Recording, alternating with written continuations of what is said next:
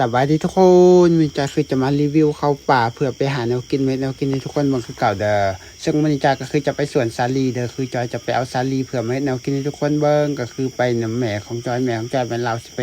ปลูกยางพาราอยู่ในสวนตอบในสวนจอยเองก็คือจะไปสวนสาลีก็คือจะมาเอาสาลีเด้อทุกคนขึ้นภูมาโคตรเมื่อยเลยนะขึ้นภูมากกว่าสวนกับไกลแห้งผู้ใดที่เคยเบิ่งคลิปที่จอยมักถ่ายมาสวนก็สิฮู้ดีว่าเส้นทางที่จอยมาสวนแต่ละครั้งมันลำบากซ้ำใดมันเหนื่อยซ้ำใดแบบนี้นะอันนี้คือมาฮอดสวนแล้วทุกคนจอยก็ต้องนั่งพักผ่อนก่อนหลังจากที่จอยนั่งพักผ่อนดีเมื่อยแล้วต่อมาจอยก็ต้องเตรียมไปหักเอาสาลีเดี๋ยวสาลีมื้อนี้จอยมันจะเอาไปเฮ็ดแนวกินเด้อทุกคนก็คือจอยจะเอาไปต้มส่วนในที่เหลือจอยก็คือจะมาเอาไปให้ตัวสัตว์เลี้ยงนะเพราะว่าสาลีตอนนี้มันเริ่มแก่แล้วเด้อทุกคนสาลีที่จอยมาเอานี่ก็สิมันหน่อยเนี่ยเพราะมันเป็นสาลีที่ปลูกรุ่นต่อรุ่นจะเป็นสาลีปลูกตั้งแต่รุ่นพ่อเฒ่าแม่เฒ่าสู่ลูกสู่หลานมาเรื่อยๆนะทุกคนเป็นสาลีพันธุ์สาลีอ่อนเด้อสาลีพันธุ์อ่อนก็ว่าได้เป็นสาลีอ่อนนั่นแหละทุกคนสาลีที่เขาปลูกกินนี่แหละหลายคนก็ถามจอยว่าสาลีมันปลูกไว้เฮ็ดหยังปลูกไว้หลายก็คือเขาปลูกไว้กินเลยทุกคนเลือกกินเอาก็ให้สัตว์เลี้ยงแต่ว่าสำหรับสาลีแข็งที่อยู่ทางหนุ่มมันส่วนใหญ่จะปลูกไว้ให้สัตว์เลี้ยงเด้อเพราะว่าบ่ค่อยได้กินก็มีแต่จะไปข้าวปาดหรือว่าของหวานเท่านั้นสำหรับสาลีแข็งส่วนสาลีอ่อนนี่มันเขาสามารถเฮ็ดหยังกินก็ได้เมื่อพรเป็นชนิดที่มันอ่อนนะทุกคนส่วนสาลีแข็งมันปลูกไว้ให้สัตว์เลี้ยงโดยเฉพาะแบบนี้นะอันนี้คือจะกันเราตัดเอาเรื่อยๆทุกคนตัดเอาจนกว่ามันสิเต็มกระตาแล้วตัดเอาใส่เวลาโดนแห้งนะกว่าสิเต็มกระตาแล้วกันลำบากแห้งอีกเพราะว่าเวลามาตั้งกล่องถ่ายจังซี่มันพื้นที่มันบ่เพียงนะพื้นที่เป็นพื้นที่ที่สูงนะทุกคนมันก็เลยบ่เพียงตั้งกล่องก็ลำบากจักหน่อยแต่เวลาการตั้งกล่องถ่ายนะ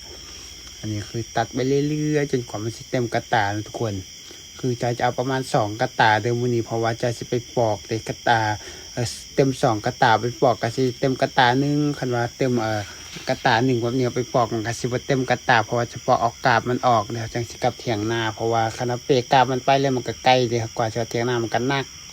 เอามาอันได้แล้วก็จะต้องเอามาทอกไว้เถียงไห้ก่อนทุกคนหลังจากทอกไว้เถียงไห้ไปตัดอีกรอบ2ได้มาเต็มกระตามาทอกไว้แล้วนี่แล้วก็จะปอกทุกคนแล้วก็จะปอกแก้มันจะปอกเอาแตนอ่อนก่อนเลยก็คือสีเขียวที่จอยเอามาเพราะว่าสีเขียวมันจะไปต้มแล้วก็ส่วนที่เหลือหลายเกินจอยก็จะไปตกเป็ดตกไก่ไว้ให้ตัวหมูแบบนี้เลยทุกคนเพราะว่าคันว่าจอยเอามาแบบเฉพาะอัน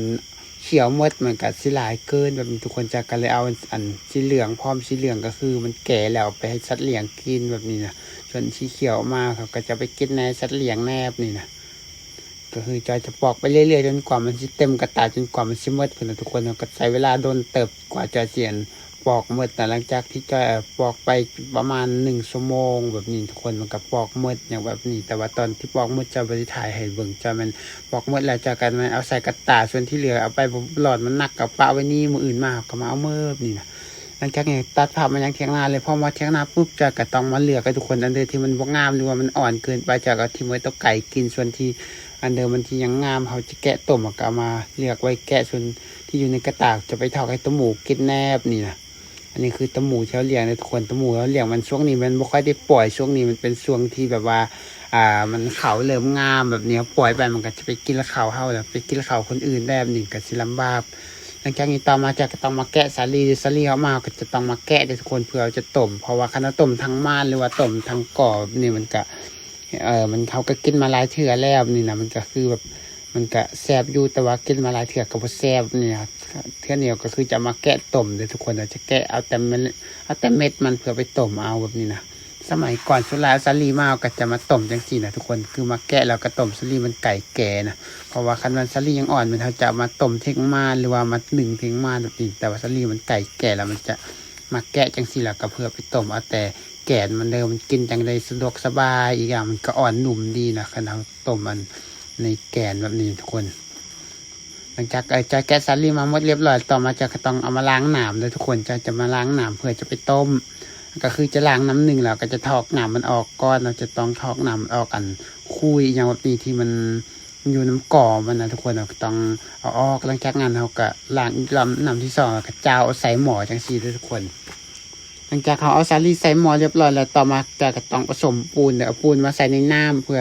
ต้มเอาปูนใส่สาลีเลยทุกคนเพื่อเวลาต้มเขาจะต้องใส่ปูนจังซี่ให้สาลีมันอ่อนนุ่ม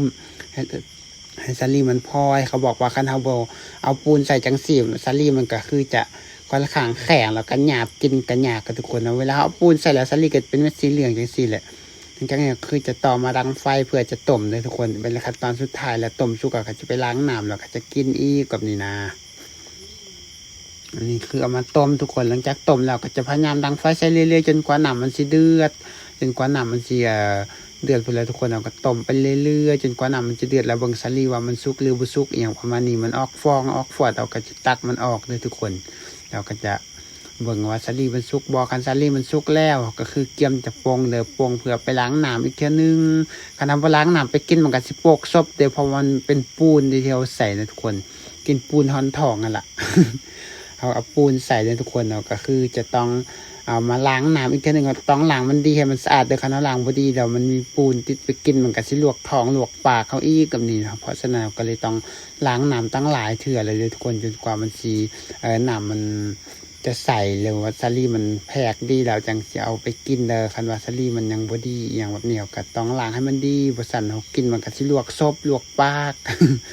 หลังจากเนี่ยคือกินทุกคนคือแสบดีหลังจากงานต่อมาก็ตักใส่ถ้วยเพื่อกินเลยทุกคนระวังให้น้ำนี่กินก็แล้วแต่ผู้ใดมักเลยผู้ใดมักน้ำใดกินน้ำนั้นผู้ใดมักกินแบบสดๆกินสดๆส่วนจอยมือนี่มันจอยเอาน้ำตาลใส่น้ำเลยทุกคนจอยเติมน้ำตาลใส่ลงไปให้มันให้มันมีความหวานออกมาแบบนี้นะ